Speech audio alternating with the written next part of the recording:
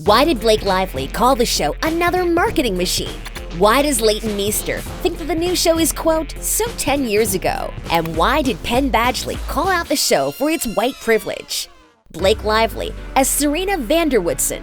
At just 20 years old, Blake had it all. The long, luscious golden hair, the dream wardrobe, the it girl status, the glossy magazine covers, and the attention of every male. She was famous, beautiful, and an obvious star thanks to the Gossip Girl franchise. And yet, she hated it all, especially her character Serena.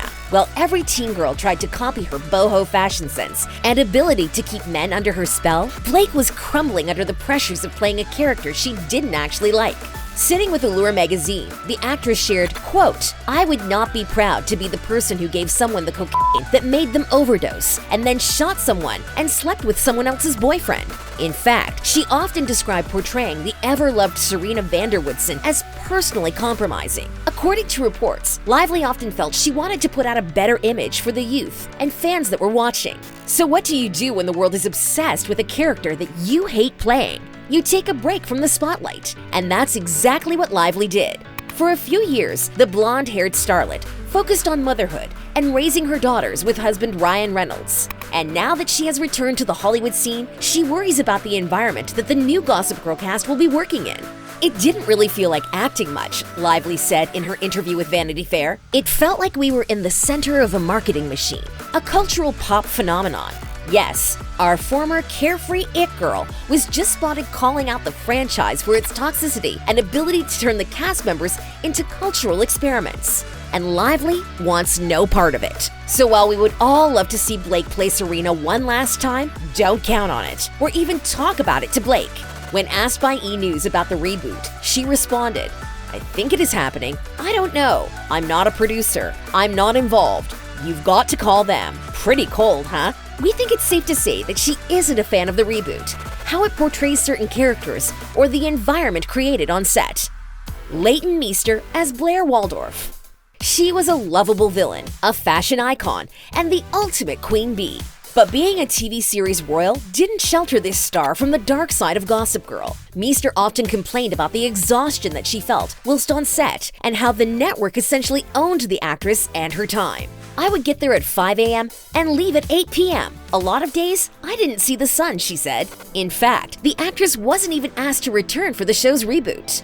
When fans asked about the reboot, she was quoted as saying, "I was not asked to be in the Gossip Girl reboot, so no." But Meester doesn't mind. In fact, during a conversation with Birdie magazine, the interviewer noticed how Meester tensed up when Gossip Girl was brought up. Visibly uncomfortable at the mention of the CW hit and its return, Leighton responded saying, "Can we not talk about that? It's so 10 years ago, you know?" Instead, she worries that the environment is too intense for young adults and the new cast. Meester admitted to Glamour magazine, quote, "I don't know if it was the healthiest environment." According to insiders, Meester hopes that the show will not pit the women against one another as it did during her time on the show when she feuded with her co-star Blake Lively. Whilst not directly shading the return of Gossip Girl, the actress hints that the reboot should be a lesson to the show's executives to nurture and protect the cast, who will need sheltering from their newfound fame. Otherwise, they are just creating another toxic environment for another group of teenagers. And we couldn't agree more, B. Penn Badgley as Dan Humphrey.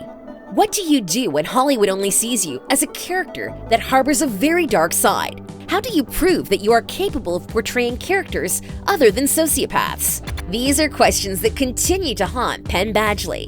After taking on the role of Dan Humphrey, who is later revealed to have a dark side, it seems that the character that brought him success is now his greatest enemy. From Lonely Boy to Joe from the Netflix mega hit You, it seems that Badgley can't escape his fate, or the flaws of his on-screen characters. Speaking to Vulture, Badgley had some choice words about his character Dan and how destructive he was. "No, it's not that I don't like my character. He's a tool on the show with soap operatic arcs, and he needs to be a judgmental douchebag sometimes." According to the actor, reinventing the Gossip Girl franchise could have its perks, but it's ultimately another case where a storyline is being forced.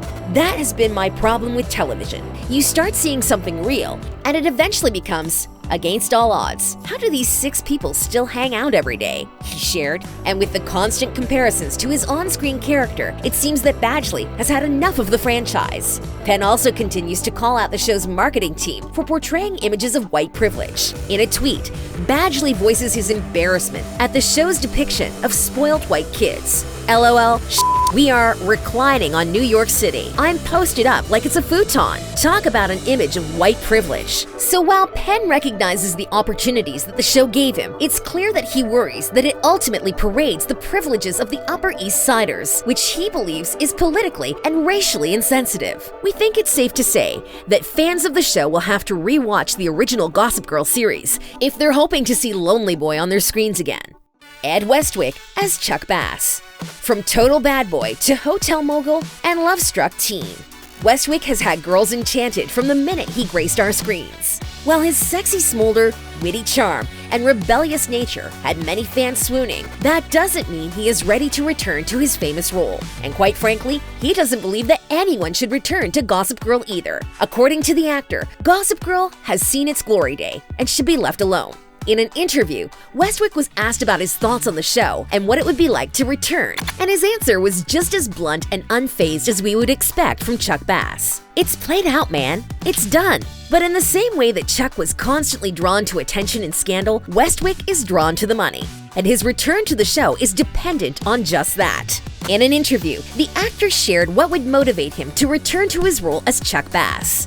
If Netflix decides to throw a lot of money at a revival series, then I'll do it, the actor said.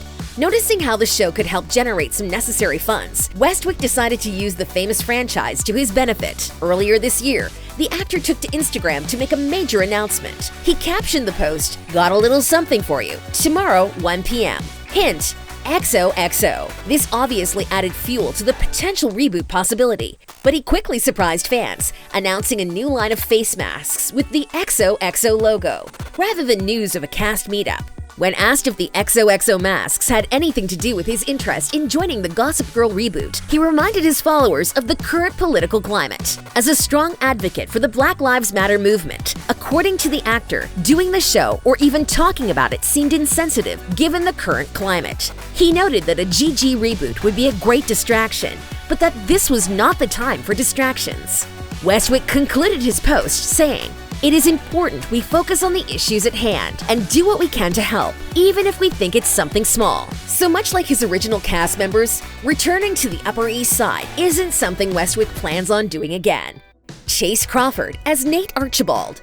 He was the ultimate boy next door. With his sweet charm and piercing blue eyes, it seemed written in the stars that Chase Crawford would become a notorious teen heartthrob. But Crawford is more than a cute face. He just wishes fans and casting directors would acknowledge that. It's frustrating when you know you're not getting cast because you look, well, because you're a heartthrob from this thing, he tells Independent UK. And while our favorite golden boy continues to be on the run from his image as Nate and the toxic Gossip Girl world, he hopes that the reboot doesn't force the new cast into a deep typecasting situation, as it did with him. Crawford continues to live in the shadows of his former golden boy time on the hit series, even 8 years after its finale, and despises it. He hopes that the new cast does not get frozen in time, where they are forever seen as their characters from the Gossip Girl reboot. Crawford also hopes that producers no longer promote and encourage the behind-the-scenes hookup culture as they did 10 years ago. During filming, executives would push for the cast to date in real life too. Not only did this blur the lines, but complicate matters. Crawford is optimistic that this behind-the-scenes narrative will change, given that the show is being given a second chance to right some of their wrongs. Much like his co-stars, Crawford said that he would return to the hit series under specific conditions. The actor would only return if he were able to come back as a father of one of the characters. Creator Josh Schwartz shot down the idea, saying the characters were not that old. So while fans may be dying to see Crawford back in his role as Nate, it seems that ship has definitely sailed. Taylor Momsen as Jenny Humphrey. From her infamous rebellious nature to her dark raccoon makeup and punk rock style, who knew that Momsen's persona and cheeky attitude would later become her greatest enemy? Much like many child stars, Momsen was quick to let her acting career implode before she even had a chance to truly make a name for herself. Bringing drama, angst, and sass to the set, Taylor was quickly written off the show. And if you thought she was over all of the behind-the-scenes drama and continuously being referred to as a nightmare to work with, think again. Struggling to find a pleasant memory from the time that she was on the show, Momsen mentioned how the show's producers went on to wreck her reputation in the public media just because they didn't like her.